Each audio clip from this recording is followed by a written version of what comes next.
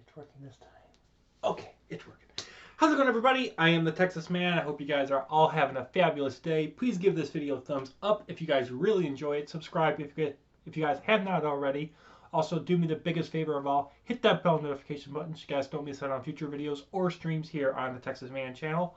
Also, if you guys would head over to Twitch and follow me at Douglas447, no caps, no spaces, that would be amazing as well. On my Twitch channel, sometimes I'll do some unique streams. That way you guys can get some better audio and picture quality of the game that I am playing, along with seeing me personally at the same time playing the game. With that, of course, we are continuing on with reading through my books. This is The Island 3. If you guys haven't had a chance to go to watching my videos of The Island 1 and The Island 2, The Creature, make sure you guys check out those videos. The Island 1 I divided up into 4 parts, and then The Island 2, The Creature, got divided up into 7 parts. The reason The Island 2 is divided up into 7 parts is because A, it was much longer, and there was also a couple technical difficulties with Part 5 and Part 6. My goal is to end up dividing this book into 5 parts. This is part number 1.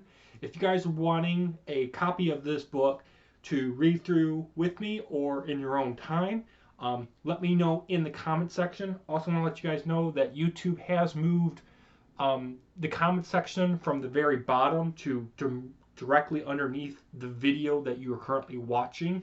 So I know a lot of people have been like, where's the comment section? Why did YouTube change it? I want to let you guys know the comment section is right underneath the video that you are currently watching. They might change it by the time this video gets uploaded. So the comment section hasn't disappeared. So if you guys want me to email you a copy of this book or any of my previous books or future books, let me know in the comments section and I will send you, I'll tell you what my email is, one of them that I'm using directly for this book series. That way I'm not spammed to death in my primary ones. I'll be creating a special email that I will use, and I will send you a link, an email, Microsoft Word document version of the books. So if you guys want a copy, just let me know in the comment section down below, and I'll send you an email of that. Of course, I will need your email to email it to you. So with that, of course, we're talking about The Island 3 Unleashed. First of all, I want to let you guys know that I didn't write this book by myself. Like I said, with The Island 2, I ended up co-writing that with a good friend of mine, Ted Stahl. Ted, if you're watching it, make sure you check it out for part 1 of The Island 2. I gave you credit for that.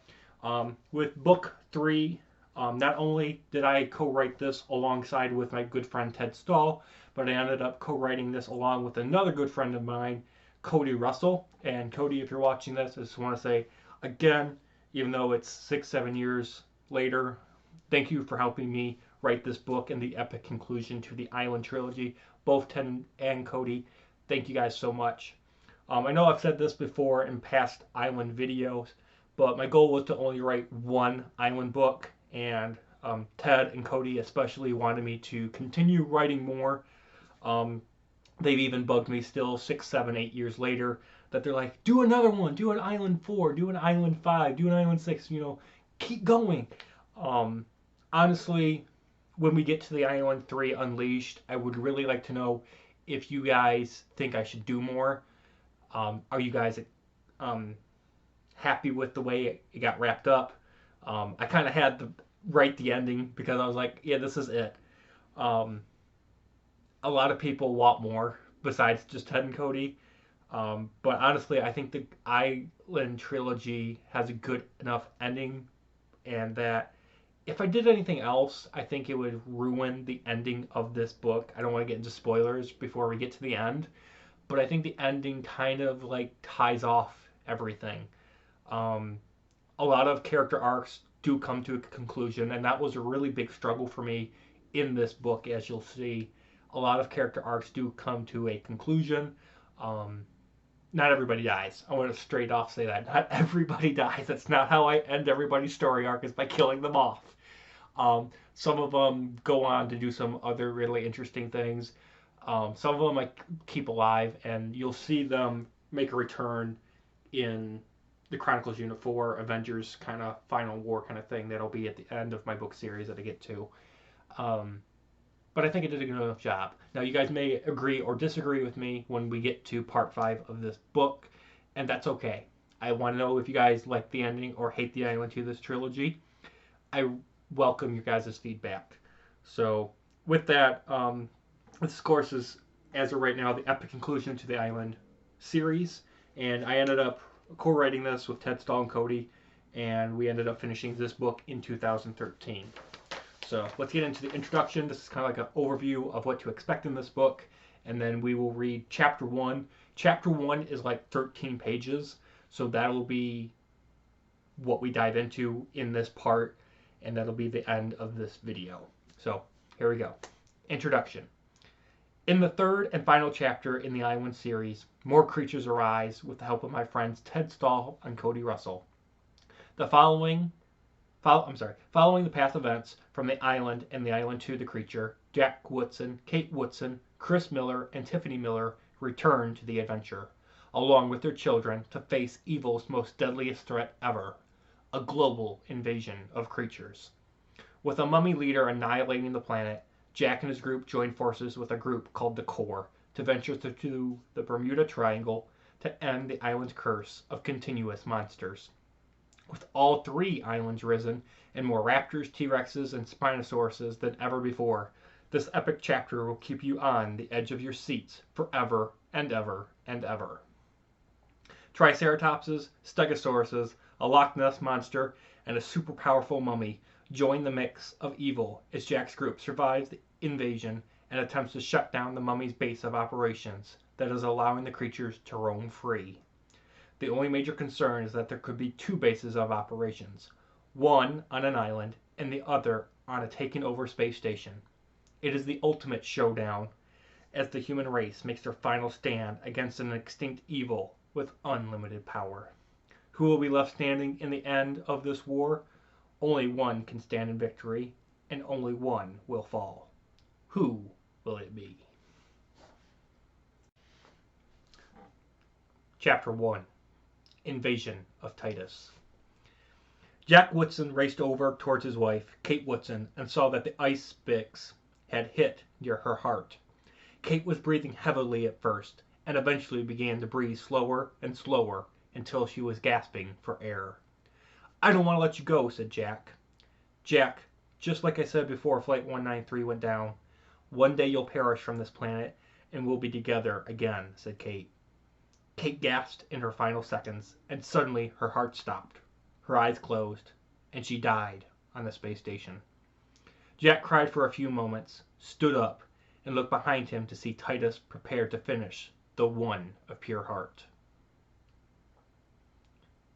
Traveling into the past.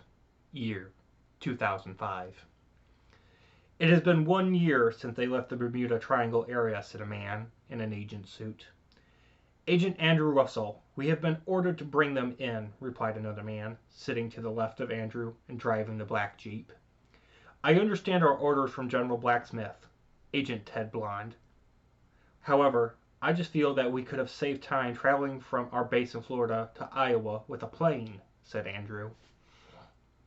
"I decided the Jeep from the company would give us time to see the country while on our mission," replied Ted. The 2 agents arrived in Iowa days later and were given further instruction of the Woodsons' house by General Black through a cell phone. 2 hours later, Ted pulled into a driveway with the address to the house.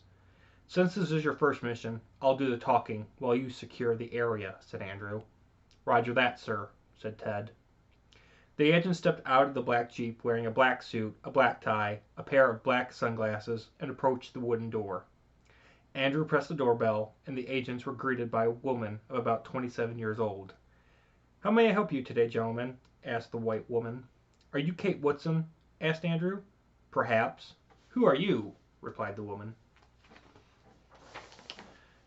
"This is Ted Bland, and I am Agent Andrew Russell from a company that would like to speak with Jack and Kate Woodson about the Bermuda Triangle," said Andrew. "I am Kate, and my husband is inside. Please come inside and tell us more," said Kate. The agents took their sunglasses off of their faces and placed them inside a pocket of their suit while walking through a middle-class home. The agents were directed towards the kitchen and sat down at the kitchen table where a man was talking with his 1-year-old son. Jack, this is Agent Ted Blade. It's Blade. Ted Blade. Gotta get that through my head. And Agent Andrew Russell. They have something to discuss with us about the Bermuda Triangle, said Kate to the man. Jack placed his son in a separate room and returned to the table to join everyone else that was sitting down around the kitchen table, wondering what the agents wanted from the Woodson family. You said that your last name is Russell, so were you related to John Russell of Flight 193? Asked Jack, sitting down next to his wife. Yes, John was my stepbrother. I understand that he died by the hands of some creature while trapped on the island, said Andrew. Indeed. He was a great man, and his death was a shocker to all of us because of his training with knives and survival skills, replied Jack. I wish I was with him when he passed. However, before we begin, I would like to know the name of your son in the other room, said Andrew. Cody is his name, answered Kate. Thank you. I like to know names when talking with others about information such as this, said Andrew, signaling his friend to patrol the house. Is there a problem? Asked Jack. No. My friend is making sure the area is secure while I talk to you about a top-secret topic, replied Andrew. My friend and I are from a government organization, or what some call a company. Or what some call a company called the Corps, said Andrew. The Corps? Replied Jack. The Creation Observation Research Experts is a group of scientists that is in the process of using gold eggs on Island 3 to make creatures for cures to world cancers, replied Andrew. Wait a minute. Did you just say Island 3? Said Jack. Yes, Island 3 of the Bermuda Triangle, replied Andrew. I know where Flight 193 and Flight 2020 crashed, yet I don't understand how you could say there is a third island, because an old friend on the 2 islands told us the islands would sink for 1,000 years, said Kate. I'm not sure how, but Islands 1, 2, and 3 have been above water for the past 2 months. And on Island 3, we have built 2 core bases and are nearly prepared to begin our research with creature DNA from dead bodies, replied Andrew. Jack and Kate were shocked at what the white man was telling them and understood why his white friend was making sure the area was secure from public eyes and ears. My boss, General Blacksmith, has asked for the 2 of you to come to Island 3, meet the General, and join the Corps, said Andrew. So you are here to recruit us? Asked Jack. That is correct, replied Andrew. What for, and what about my 1-year-old son? Asked Kate. I'm not sure why the General needs you to join the Corps. Your son may come with you, if you like, or be put in a foster care system in the United States. Please understand that my friend and I are under orders that we will not leave unless you answer us or join the company, said Andrew.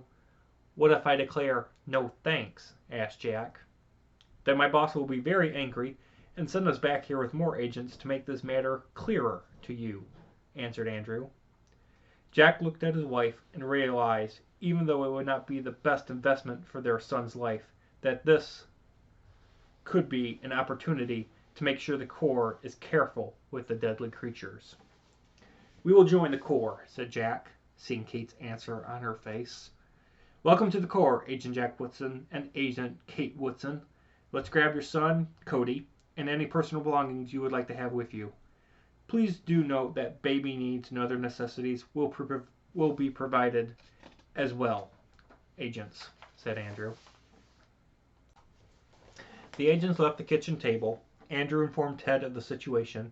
Kate grabbed her child, and 4 minutes later were all inside of the black Jeep and headed for Orlando, Florida. After several days of traveling, the group arrived at the gates of a military base, where Ted showed his license and identification with his Corps badge. Moments later, the gates opened, the Jeep was parked in a deep tunnel with armed guards everywhere, and the agents and Cody exited out of the vehicle. Please follow me and do not go astray in the base, said Andrew. Andrew unlocked a nearby door in the underground tunnel, opened the door, and revealed an enormous command center with guards, scientists, high-ranking military officers, millions of computers, and a screen to watch global events. The agents walked inside of the room, the door shut behind them, and walked through the crowd, through another door, and was escorted to a hangar bay with dozens of planes with a Corps label on the sides of the aircraft. Everyone strapped themselves in with buckles, which Kate hated because it reminded her of her Flight 193 crash. The plane took off out of the underground base, and the shuttle headed for the Bermuda Triangle. "We'll arrive at the headquarters on Island 3, base 1 in 2 hours," said the captain over the speaker system. "Roger that, Captain. Inform us when we are 5 minutes out," said Andrew, using a microphone.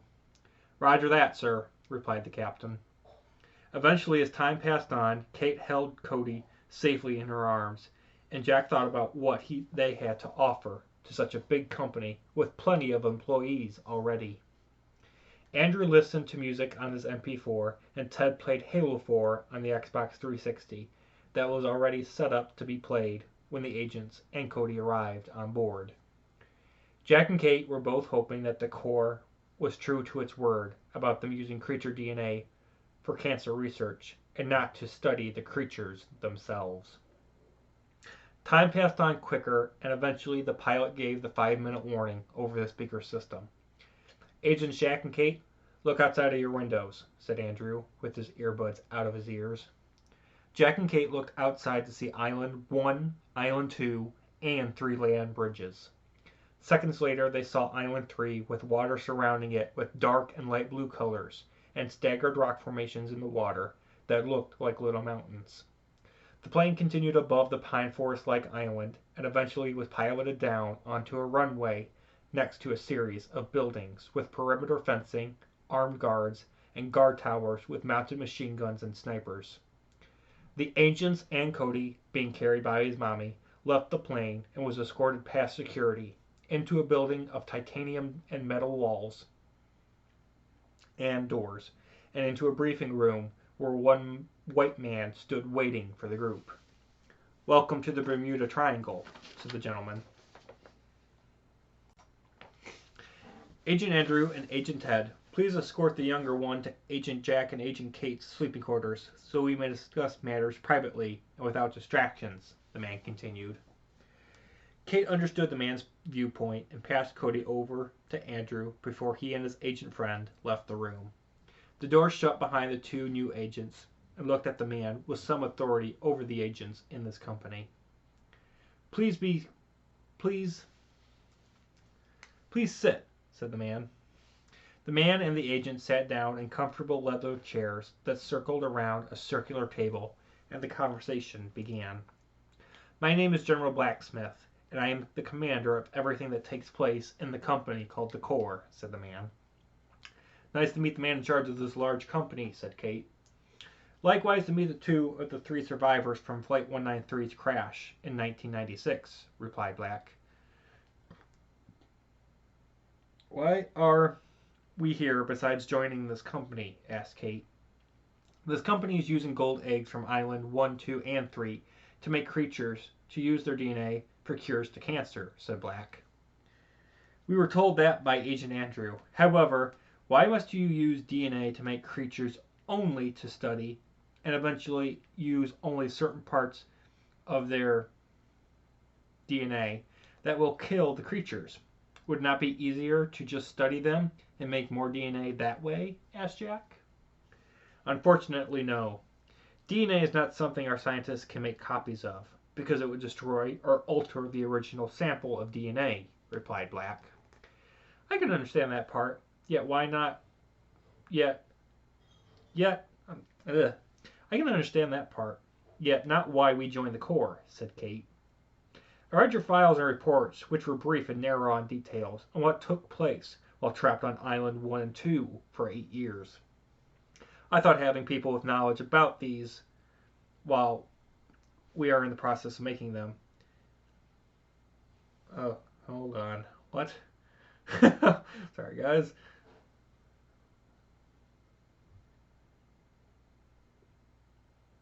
"I thought about having people with knowledge about this while we are in the process of making them on the inside of the project to benefit our national security," said Black. I read that sentence completely wrong. "Our national security? What about our global security?" said Jack. Please listen to me, Agent Jack.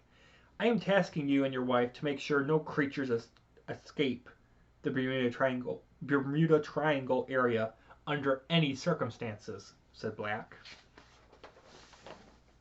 Jack and Kate breathed at the fact that General was taking into consideration of the creatures breaking free from the base and agreed to their task. Moments later, General Black pulled out a map from his jacket's pocket to allow the agents to see the Bermuda Triangle area and allow the agents to see Island 3's railroad tracks to Core Base 2 on the other side of the island, the Black Swamp, mountains, and a volcano. Jack and Kate also looked at the map to realize the Corps was constructing a space station directly above Island 3 for human civilization. After all of the chaos from the download of information from the Corps, Jack and Kate knew that they truly belonged on Island 3. As days passed on, Jack and Kate became great friends with Andrew and Ted, and the married couple knew that the company's plans were good, yet could turn evil if the creatures roamed free.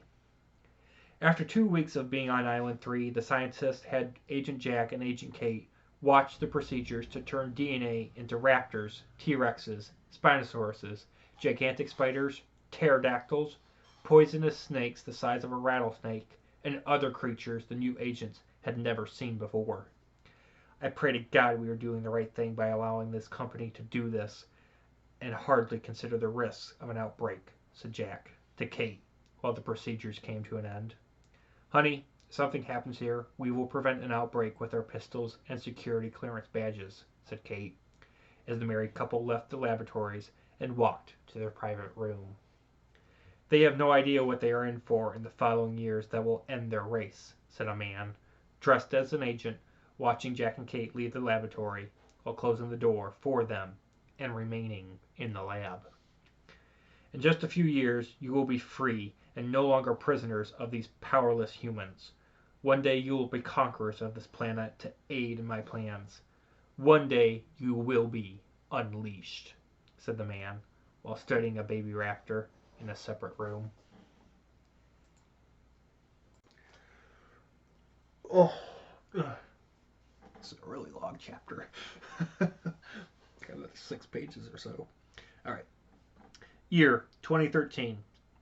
8 years later, Agent Jack and Agent Kate were 42 years old, and Cody was 8 years old, while still on Island 3, continuing their task that was nearly complete, since a possible cure from a raptor's DNA was found.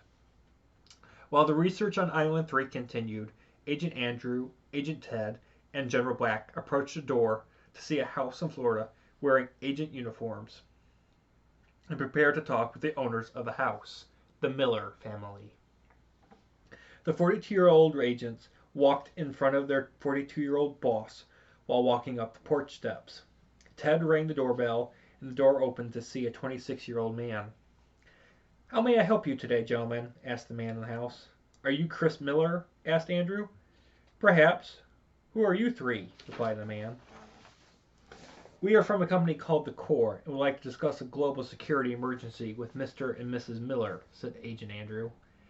"My name is Chris Miller. Please come in," said Chris. The agents and the general walked inside of the mansion with 5 levels and a kitchen table and chairs to at least host 50 people at once. Chris walked the 3 members of the Corps into the living room, where a 26-year-old woman of blue eyes and blonde hair and an 8-year-old woman with the same features as the older woman greeted the agents and the general.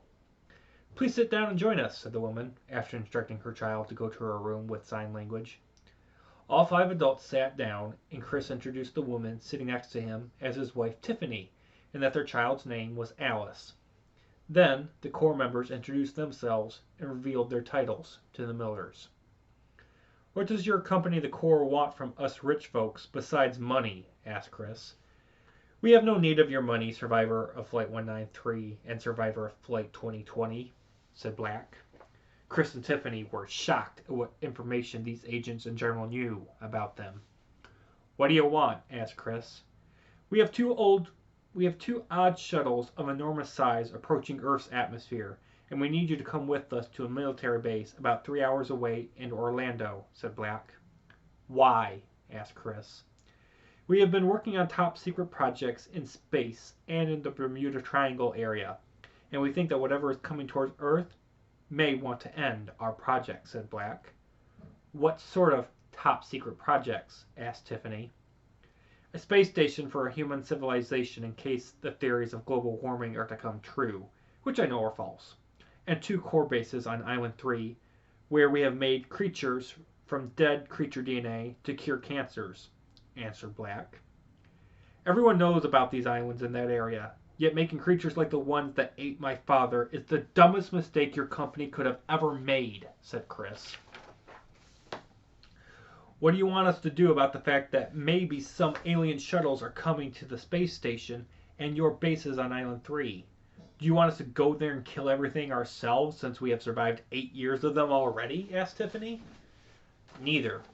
We only want you to come with us to the military base, and there we'll brief you further out of the public's eyes and ears, said Black. Our daughter must come along, said Tiffany. Done, replied Black. Chris looked at Tiffany, read her face for sign language, and told the general they would go. The Miller family and the Corps members left the mansion 5 minutes later, entered the black Jeep, and drove into the same military base where the Woodson family did in 2005, and was escorted into the command center to see numerous computers and a gigantic screen to watch global events.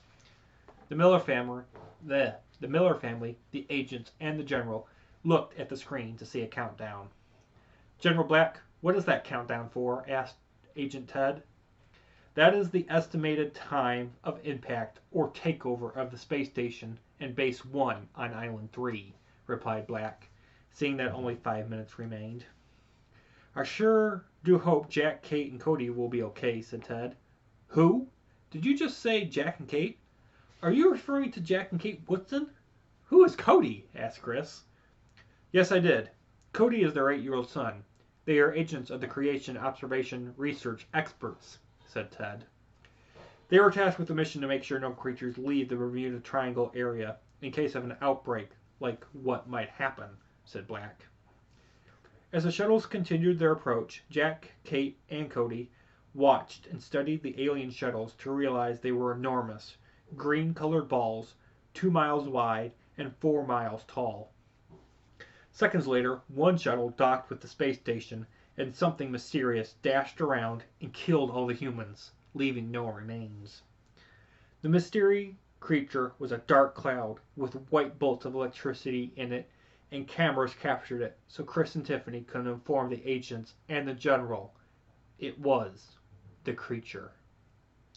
Next, the other shuttle landed on Island 3, near Core Base 1. After the dust settled from the landing of the craft, the Woodson family and everyone else in the base left the buildings and guard towers they were in with machine guns and pistols to surround the shuttle. Hold your fire! Exclaimed Jack, commander of the base, when General Black was not on the island. Suddenly, the alien shuttle rumbled, and a door about 1 mile wide and tall opened, and a dark figure walked out of the shuttle in front of the Woodson family. The dark figure walked closer towards the humans and eventually revealed his true identity as a mummy.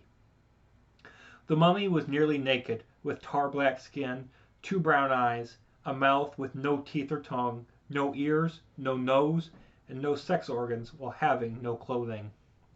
Hello there, said Jack. The mummy looked around at the armed humans, the machine gun mounted jeeps, and the tanks, while having a smile. My name is Titus. My invasion of this planet begins today, said the mummy. What do you mean by that, Titus? Asked Jack, prepared to swing up his machine gun and blast the mummy. Your world, your race, your beliefs, your ideals, and everything you know is at an end, said Titus. Titus created balls of fire. Jack swung his machine gun and aimed at the mummy, and moments later the fight was on. Titus fired the fireballs at the humans, killing them, and began annihilating the mounted machine gun jeeps, the tanks, and every single human with his super strength. Bullets, grenades, rockets, tank cannons, and more were fired on the mummy, yet nothing stopped the mummy's rampage. After 10 minutes of war, Titus had killed everyone except for the Woodson family that escaped the battle area and were hiding in a building to contact help. Jack pulled out his cell phone and began dialing General Black's cell phone, yet was not connecting. No good, said Jack, as the 3 survivors of the base attack hid in their room. What do you mean the cell phone is no good? Asked Kate. Signals are not connecting. They must have to do with that alien shuttle, answered Jack. Suddenly, they heard a loud thumping sound, and Kate cracked the bedroom door slightly to see the mummy walking slowly inside of the base and heading for rooms with the caged creatures. He is here to release the creatures and use the shuttle to unleash them on a global scale, said Jack softly. We have to do something, said Kate. How are we going to stop Titus when bullets just bounce off of his body, said Jack. The family left the room, and the parents had their machine guns locked and loaded and instructed their son to watch their backs while the parents looked forward. Silence remained for minutes as the family continued to walk towards the room with the caged creatures and saw Titus just standing in the center of the room while talking to himself. Remain here, Cody, while your mom and I go take care of something, said Jack. Jack and Kate left Cody alone without a weapon and carefully moved from the cover of computers, boxes, walls, and doors to move to the upper levels to open fire from above. Once the agents reached the upper level using stairs, Kate wondered what the plan was to kill Titus. Do you see that crate with the red labeling on them? Asked Jack softly. Yes, the one that Titus is standing by, replied Kate. Correct.